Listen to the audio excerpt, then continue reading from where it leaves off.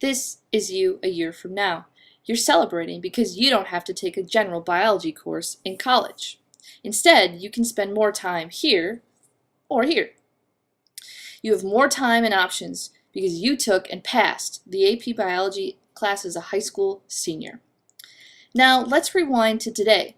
You are sitting here wondering what you'll have to do to get from point A to point B.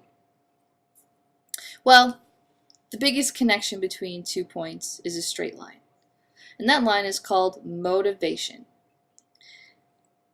Right now, all I'm here to do is to explain AP Biology in plain English for you. To begin, this course is organized around 4 big ideas: evolution, energy, information, and interactions. Essentially, all of life and everything we study this year is focused around those 4 big ideas. Here's an example. Each of those big ideas has several enduring understandings with essential knowledge that you need to know to be this guy in a year. Now you're probably wondering, why am I going through all this? So just hold that thought. In addition to the 4 big ideas, all the labs are based on science practices. Here's where things get important, so perk up. When you combine the essential or content knowledge along with the lab-based science practices, you get a learning objective. Now those are important because the AP test is based off that. Here's an example of what that looks like.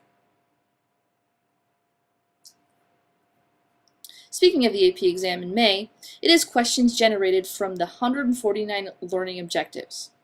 Thankfully, there aren't 149 questions on the exam. There are 63 multiple choice. There are 6 grid-in calculator-based questions, 2 longer free response essays, and 6 shorter ones. For each of the sections on the test, you get an hour and a half. So back to this straight line.